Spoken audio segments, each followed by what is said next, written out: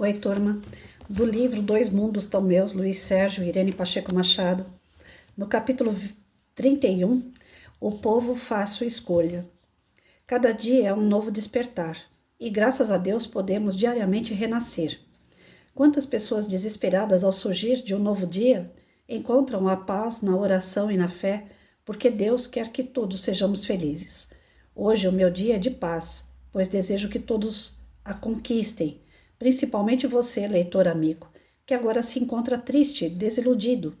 Lembre-se de que tem a seu lado uma pleiade de espíritos consoladores pedindo por sua paz. Encontrava-me, assim, filosofando quando o legário chegou, chamando-me a atenção para o horário. Agradeci e saí correndo, sendo um dos últimos a entrar na sala de aula.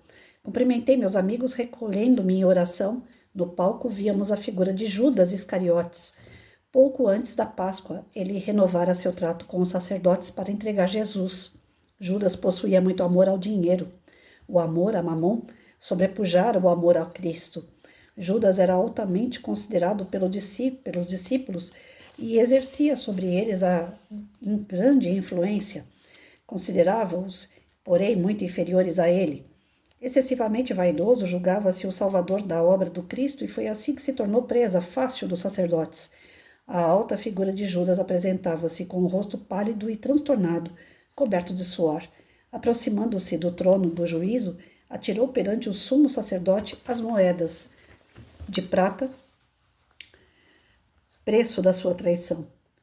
Agarrando-se às vestes de Caifás, implorou-lhe que soltasse Jesus, dizendo que ele nada fizera de mal. Vimos Judas gritando: pequei traindo sangue do inocente. E os sacerdotes respondendo: que nos importa? Depois, Judas foi lançar-se aos pés do mestre, suplicando que livrasse a si mesmo. Jesus depositou em Judas o mais belo olhar que a terra já contemplou, o olhar do perdão. Assistindo no teatro vivo a esta cena, comovi-me por demais. Era o Rei, o Cristo de Deus, perdoando. Só neste momento compreendi o que vem a ser o perdão, pois somente as grandes almas têm força para perdoar. Jesus fitara Judas com intensa piedade. Judas sofria demais e o mestre o perdoou. Ao gritar pequei, traindo o sangue inocente, e ouvir o sumo sacerdote duro e implacável responder: que nos importa? Isso é contigo. Mateus capítulo 27, versículo 4. Judas compreendeu que suas súplicas não seriam ouvidas. Deixou no chão as moedas que recebera pela traição e saiu da sala desesperado. Sentiu o peso da sua insensatez e que não teria forças para ver Jesus torturado e crucificado. Logo depois, todos os que passaram por certo local retirado viram ao pé de uma árvore o corpo sem vida de Judas. Os cães já o devoravam. Após essa cena, vimos Jesus na sala de Pilatos. Sua figura digna, linda e majestosa impressionara o procurador romano, acostumado a lidar com os culpados. Junto a ele encontrava-se o mestre, o governador da terra. Não via culpa em Jesus, via um homem de aspecto calmo e digno, cujo rosto refletia a paz dos deuses. Quem é esse homem e para que o trouxestes? Que acusações trazeis contra este homem? Perguntava Pilatos. Ninguém ousava depor contra Jesus, o que assustou os sacerdotes que julgavam Pilatos fraco e vacilante. Mas ali estava ele, diante de Pilatos, e era necessário julgá-lo. Volvendo o olhar para Jesus, perquiriu: vós sois o rei dos judeus? Ao que Jesus respondeu: tu o dizes. Gritos fizeram-se ouvir. Todos pediam a condenação de Jesus. Mesmo assim, Pilatos muitas vezes tentou ajudá-lo, entretanto, seus interesses foram maiores do que o seu sentimento. Diziam os sacerdotes: esse homem alvoroça o povo, ensinando por toda a Judéia. Ao ouvir que Cristo era da Judéia, Pilatos decidiu mandá-lo para Herodes, governador daquela província. Jesus foi entregue aos soldados e mais uma vez insultado pelo povo enfurecido. Vimos Cristo sendo levado a Herodes. Este, ao vê-lo, sorriu de felicidade, pois nutria uma louca vontade de conhecer Jesus pessoalmente. Julgava que Jesus fosse João, que ele assassinara cruelmente. Este é João que mandei degolar. Ressuscitou dos mortos. Marcos capítulo 6, versículo 16. Muitos sacerdotes e anciãos acompanharam Cristo até Herodes. Ele pediu silêncio e, com muito orgulho e arrogância, interrogou Jesus. Mas o mestre manteve-se em completo silêncio. Nisso entraram no recinto coxos, cegos, leprosos, enfim, vários enfermos. Pediu Herodes que Jesus os curasse, prometendo-lhe sua libertação se curasse um daqueles doentes. O olhar de piedade com que Jesus fixara Herodes era o de fazer gelar qualquer criatura, mas o duro governador continuou atormentando Jesus, dizendo serem os demônios os autores das curas. O silêncio de Jesus enfurecia Herodes, entretanto o mestre naquele momento não ia jogar pérolas aos porcos. Viera para dar exemplos, e mesmo que curasse os doentes, não acreditariam nele. Herodes, irado, acusou Jesus, dizendo: se és filha de Deus, salva-te a ti mesmo, operando o milagre. O povo avançou sobre Jesus, instigado por Herodes, mas os soldados romanos não permitiram que Jesus fosse esquartejado. Assim Herodes não pôde condená-lo. Mandou-o de volta a Pilatos, que desorientado viu-se novamente diante do mestre, principalmente porque Cláudia, sua esposa, que não era judia, tivera um sonho com Jesus no qual um anjo lhe contara que ele era o príncipe de Deus. Ela era médium vidente e previu tudo o que estava acontecendo. Pilatos, assombrado, não sabia o que fazer. A arriscar sua posição, preferiu entregar Jesus para ser crucificado, mas declarando-se inocente do sangue de Cristo, Caifás então gritou, juntamente com a multidão: seu sangue cairá sobre nós e sobre nossos filhos.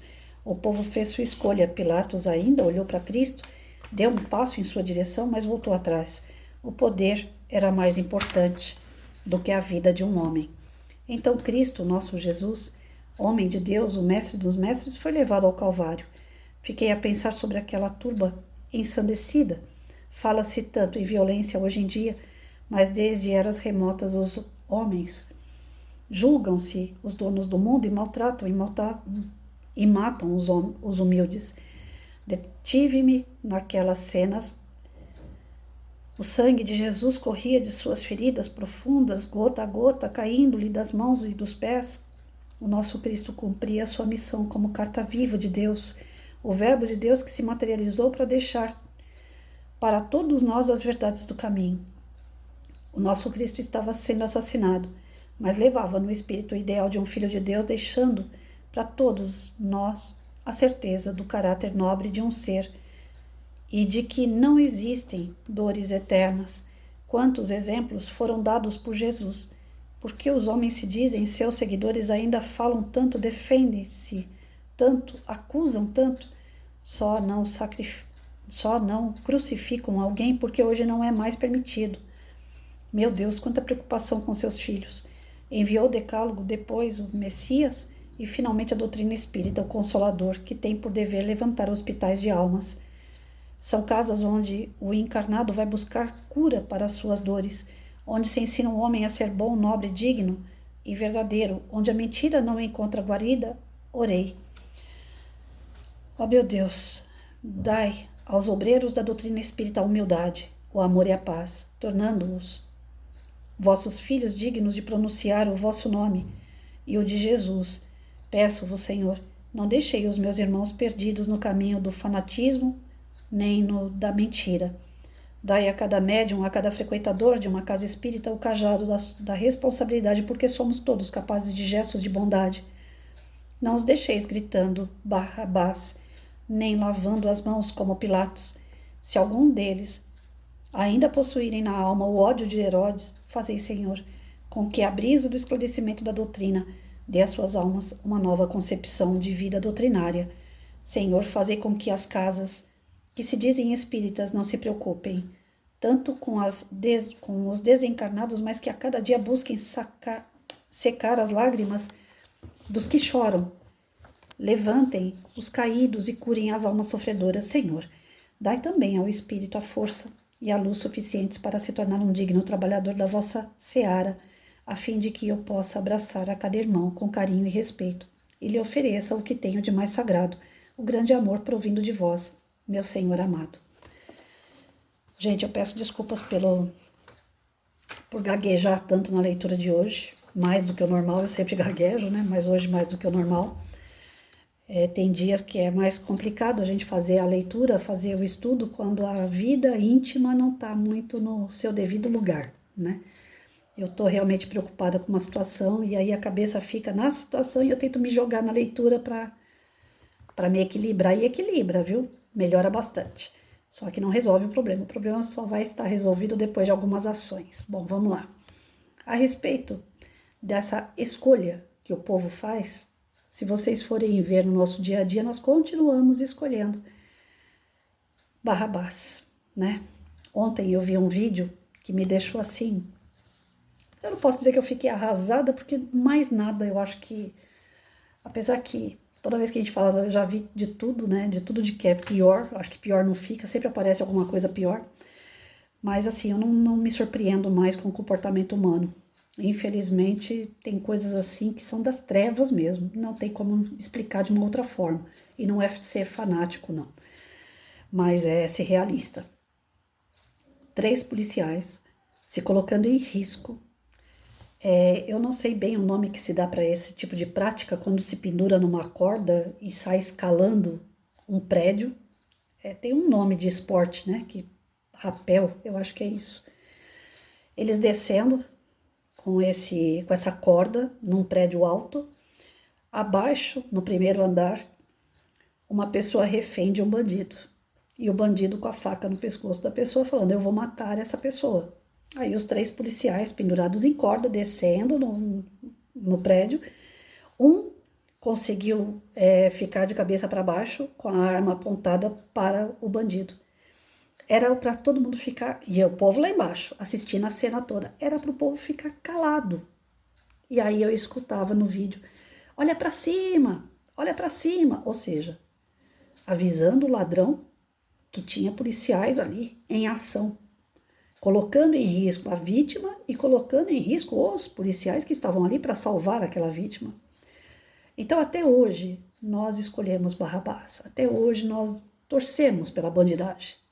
Ontem também vi na internet artigos dizendo que a loja Boticário, grande parte dela foi comprada aqui em São Paulo pelo PCC, primeiro comando da capital, que é quem comanda as áreas de tráfico, de drogas, de armamento, que tem poder dentro e fora do nosso estado, que se formou dentro do Carandiru, porque na época dizia que eram pessoas revoltadas com a política que era exercida naquele presídio, mas que hoje se tornaram praticamente donos do nosso país. Aonde você for, tem vários comandos, e o PCC está em tudo que é lugar, não está mais só em São Paulo. E aí, quando eu vi o artigo dizendo que ele comprou, porque a Boticário não tem um dono, né? Você compra a franquia, e eles compraram várias franquias dessa Boticário. E no mesmo passo que eu vi o comentário, né, sobre o artigo, que agora foi escancarado, a gente já tinha uma certa desconfiança, mas agora foi escancarado, eu vi comentários naquele artigo que a pessoa, a partir daqui, ela já gostava do perfume da Boticário, e daqui por diante ela vai comprar cada vez mais. Ou seja, dando apoio não para a loja, mas para quem está por trás daquela franquia. Lógico que tem pessoas decentes também que compraram franquia da Boticário. Não estou dizendo que a Boticário é ruim. Mas naquela reportagem, naquele artigo, estava dizendo que a loja pertence, grande parte das franquias, a um grupo de bandidos, de terroristas. E aí vem pessoas embaixo e falam, daqui por diante é só nessa loja que compro. O que ela quis dizer com isso? Então nós estamos aplaudindo Barrabás até hoje e matando Jesus, mandando ele para a cruz cada vez que a gente inverte valores, cada vez que a gente aceita o que é errado e não concorda com o que é certo. Eu fiz uma palestra essa semana onde eu falava de consciência. Eu falava, gente, o nosso pensamento está ligado à consciência. Se o teu pensamento é bom, é porque tua consciência gera valores, princípios bons. Se a tua consciência está gerando o contrário, os seus pensamentos são negativos. Então você tem que analisar bem a sua consciência, porque é ali o altar que vai julgar o que é certo e o que é errado na sua vida. Se a tua consciência acha que é certo a criminalidade aumentar, os seus pensamentos vão ser ligados a isso, as suas ações vão ser ligadas a isso. E as coisas vão sendo cada vez pior. Por isso que eu falo, eu não me surpreendo mais E quando eu falo que eu já vi de tudo coisa ruim, sempre aparece alguma outra pior, mas já não me surpreende também. Nós estamos vivendo um momento de medo, de insegurança, de dor, de sofrimento. Nossa Senhora, se eu for falar para vocês, vocês vão se contaminar com o meu pessimismo. Porque eu estou ficando uma pessoa até pessimista. Você liga o Instagram. Eu tenho muitos grupos no Instagram que são ligados à política. Você liga o Instagram, quando você vê a política do país, você fala, minha Nossa Senhora, onde é que eu tô? Eu quero ir embora daqui. Eu não tenho estabilidade na minha conta, eu não tenho estabilidade no meu salário, eu não tenho estabilidade com o meu documento. Cada hora eles inventam um documento, você é obrigado a correr lá e fazer um documento. Você não tem estabilidade do imposto que você paga, você não tem estabilidade com a sua casa. Se hoje eu quiser vender a minha casa, que eu investi tanto nela, e falar, ela vale 800 mil, e o governo falar, vale 400, eu sou obrigada a vender por 400, porque é o governo que está mandando em mim. Totalmente. Agora já não é mais prestação de contas ao governo. Agora eu vou fazer o que o governo quer que eu faça. Então, quando eu olho a política do país, eu falo, meu, é desanimador. É desanimador. É pessimismo mesmo que está me tomando conta. Aí você olha para a segurança do nosso país, está jogado na mão de comandos, de bandidagem. Aí você olha para a saúde, é um monte de gente fazendo fiscalização, falando que o médico dorme fora do horário, que não tem gente suficiente para tratar, para cuidar, pessoas morrendo dentro de hospital, fora de hospital, porque não tem uma ambulância para socorrer. Então, assim, nós estamos vivendo um momento de caos, um caos. E ainda que existam portas de igrejas, portas de centro espírita, portas de templos, para as pessoas se abrigarem, para ir buscar, reformar o seu íntimo, para buscar força, né? Se você olhar, tem mais boteco, agora não é mais boteco, é adega, muda o nome e o negócio é a mesma coisa. Tá lá lotado essas porcaria e os templos, os centros, as igrejas, pela metade. Eu converso com uma série de evangelizadora, eu faço lembrancinha para 200 crianças de evangelização, de igreja evangélica, de centro espírita, e as evangelizadoras falam para mim assim, de ano a ano, já faz tempo que eu estou fazendo isso, já tem 3 anos que eu faço. E aí toda vez eu pergunto para elas, aumentou o número de criança para eu poder fazer mais lembrancinha? Aí elas falam, Patrícia, mantém o número que você já faz, porque na verdade nós temos menos, mas vai que entra, né? Então a gente tem aquele número.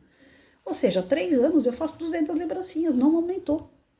A tendência, inclusive, é diminuir. Cadê as crianças na evangelização? Aí você procura a criança no videogame, a criança vai estar na televisão, a criança vai estar assistindo coisas impróprias. Esses dias eu peguei um desenho animado que mandaram para mim e estava lá incentivando as crianças nessa questão agora é o alfabeto inteiro, né? LGBTQ, não sei mais o que, não sei o que lá. Aí tem um pessoal que está tentando voltar à questão do LGBT. Até ali já está de bom tamanho. Que existem gays, tanto da parte do homem e da mulher, a gente sabe que sim. Que é a questão de você gostar, homem gostar de homem, mulher gostar de mulher. Perfeito. É uma questão de gosto. É uma questão de se sentir atraído por aquele sexo. Tudo bem. Agora, a cartilha, o desenho que eu estava assistindo era incentivando crianças a buscar qual é o seu gênero. Gênero, gente, são dois, é homem e mulher e acabou. Deus só criou esses dois, não tem mais nada. O resto é tudo invenção do homem e vai muito além das invenções, vai uma questão de ideologia, vai uma questão de militância, vai uma questão de política no meio, e a situação está ficando cada vez mais grave. Está ficando cada vez mais grave, o mundo está ficando insuportável. E nós, lá atrás, matamos Jesus. Colocamos Barrabás solto. E hoje? Poxa, 2025 anos se passaram, a gente continua pregando Jesus na cruz e colocando o Barrabás solto. Essa questão do povo fazer escolha é mediante a sua cultura, é mediante ao seu grau de evolução. E isso é um retrato de que nós estamos muito, mas muito atrasados. Ou a gente reflete sobre as ações que estão ocorrendo no Brasil e no mundo, e a gente começa a ter um parâmetro de mudança real, de reforma íntima real, ou o que vai acontecer com a gente? Nós sabemos que os espíritos que não estão evoluindo estão tendo as suas últimas oportunidades de se manter no planeta Terra. A doutrina espírita está passando isso através da espiritualidade o tempo todo. Chico Xavier falava, Divaldo fez os livros dele baseado nisso, e a gente sabe que os tempos estão chegando. Vai acabar o planetinha de prova e expiação, vai dentro desse planeta ser regeneração. Dentro desse planeta já existem alguns países onde educação, saúde, política já está entrando no eixo. Muitas pessoas falam, eu não quero viver no Brasil, eu quero morar em tal lugar. Por que quer ir em tal lugar? Porque aquele lugar está melhor do que aqui. Ou seja, essas migrações que sempre ocorreram, elas vão intensificar. Quando a gente perceber que nós não estamos mudando e que em algum lugar já mudou e melhorou, e o nosso íntimo chamar a gente para aquele lugar, é para lá que nós vamos. Essas migrações vão intensificar, porque os bons não querem mais ficar nesse auê todo. Você abrir a porta do teu prédio para entrar e colocarem uma arma na tua cabeça, roubando teu celular. Você não quer ir dormir 8 horas da noite, porque você tem que acordar às 6 da manhã para trabalhar, com um pancadão parado na tua porta. Aquele monte de molecada usando droga, transando e gritando um monte de asneira. Nós já estamos cansados de tudo isso. Então tem gente que tem condições, já está indo embora. Está migrando para lugares melhores. Antigamente a gente falava, quando eu aposentar eu vou para o interior. Ainda está cheio de terra esperando por nós.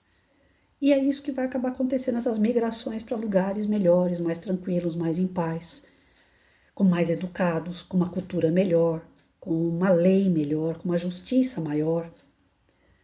Só que não vai dar para encher um lugar e esvaziar o outro. Então, enquanto acontecer esse chacoalhão todo, acorda, tem coisa que está errado, vamos melhorar. Ah, mas o que eu posso fazer? Nós podemos fazer uma série de coisas. A princípio, orar. E depois ver o que eu posso ser útil. Na escola do meu filho, tá tendo disciplina. Eu tenho um horário vago, então eu vou lá na escola do meu filho, eu vou me prontificar a ser voluntário. Eu vou lá ajudar a olhar o recreio deles. Eu vou lá ajudar a professora. Trabalhos voluntários. Fazer ao outro o que gostaria que fizesse com você. Já é um bom passo. Agora a gente fica do lado de fora só criticando. A professora não dá conta, a escola não dá conta, meu filho veio machucado. A gente só vê o nosso lado. Mas a gente não vê o que está acontecendo lá. A gente não ajuda, não colabora. Quantas reuniões de pais eu fiz e falava para os pais, vem me ajudar a colocar uma telha em cima da minha sala, porque aqui, quando chove, vira uma cascata. Eu preciso de uma telha. Eu preciso que alguém suba lá. Eu compro a telha, mas eu preciso que alguém suba e coloque essa telha para mim. Sabe quando que eu consegui isso? Uma única vez em 32 anos de serviço. O pai virou para mim, professora, o que a senhora precisar, na minha folga eu venho. Uma única vez, em 32 anos. Então nós ainda estamos nessa. A gente sabe reclamar, mas não sabe fazer nada. A gente sabe, gente. O caminho da caridade todo mundo conhece. Mas é mais fácil a gente pregar Cristo na cruz, se fazer que a gente não sabe, né? Lavar as mãos como Pilatos, ou revoltado, a gente vai na internet e fala um monte, porque aqui tá assim, tá assado, o que tem de pitaqueiro como eu sou pitaqueira, não posso dizer que eu não sou. Eu também estou fazendo esse papel de crítica, de estudo, eu também estou dando pitaco. Tem muitos pitaqueiros que chegam lá, aconteceu isso, aconteceu aquilo, eu estou aqui para vigiar, eu estou aqui para denunciar, e tá, você denunciou, mas e aí? O que foi que você fez? Eu não parei. Eu continuo trabalhando, depois de aposentada ainda continuo tentando levar a boa palavra. E o que você que me ouve está fazendo? Chega de ser Herodes, aquele cara revoltado, que acha ruim de tudo, que é o máximo, que só ele sabe tudo. Isso é orgulho. Chega de ser Pilatos, aquele cara omisso, que lava as mãos e dane-se, a vida do outro não é a minha. Enquanto não for a sua, né? Nós temos que ser as ovelhas, os cordeirinhos que Jesus pediu, nós temos que ser bons, mansos, pacíficos? Sim. Mas nós temos que ter a nossa inteligência também bem desenvolvida. Sim, sim, não, não. Tem coisas que nós devemos conter. Tem coisas que é de Deus, tem coisas que é de mamon. Aquilo que é de Deus a gente obedece, a gente é cordeirinho sim. Aquilo que é de mamon a gente questiona, a gente pode até mudar. Agora, pessoas que são boas, que têm atitudes, que fazem o melhor, estão indo para a cruz. Só não vai para a cruz porque não tem cruz. Mas estão indo para algo semelhante. Pessoas que querem mudar tudo isso, trazer os valores e os princípios de volta, estão sendo sacrificadas. E o resto da população, vou ficar quieto aqui que estão só lá para mim. Ou então eu vou falar mal desses aí, porque eles são uns tremendos idiotas. Para que eles vão ficar brigando? Os cristãos que iam para os leões, Eles foram tidos como loucos, como fanáticos a vida toda, até vir a doutrina e falar, não, eles acreditavam em Deus. Eles acreditavam na vida futura. Eles acreditavam que a gente vai se desenvolver espiritualmente, que a gente não é só carne. Então, de tempos em tempos aparece esclarecimento, mas de tempos em tempos a gente também vê as trevas, sabe? E elas estão realmente loucas, né? As trevas estão realmente loucas, porque elas sabem que vai acabar a prova e expiação e vai começar a regeneração. Se não entrarem no eixo, se não se arrependerem, se não começarem a fazer o bem, vão embora para Quiron, segundo Chico Xavier, mas a gente sabe que o universo é infinito. Não é só um planeta que vai receber todo mundo, não. Eu acredito que é tanta gente que um planeta só não vai comportar. E eu não tô livre de ir junto também, não. Eu faço de tudo, eu falo sempre brincando aqui, mas no fundo é sério. Agora que o negócio vai ficar bom aqui no planeta Terra, eu queria ficar aqui. Mas às vezes eu vejo que o meu pensamento também está muito atrasado. Possivelmente eu ainda vou ficar aqui queimando mais um pouco, né? Ardendo um pouco nessa fogueira em brasa que tá. Não tá bom para ninguém. Eu fiz a palestra agora na terça-feira, eu perguntei, gente, tá bom esse mundo para vocês? Eu tinha 50 pessoas, todo mundo não. Falei, tá bom vocês abrirem a porta aqui, sair do salão e ser assaltado ali na rua? Tá bom vocês estarem aqui, o seu filho tá na escola e você não sabe se ele tá em segurança ou não? Tá bom seu marido tá lá no serviço agora e você não sabe se seu marido vai chegar em casa vivo ou morto? O mundo que tá aí não tá bom.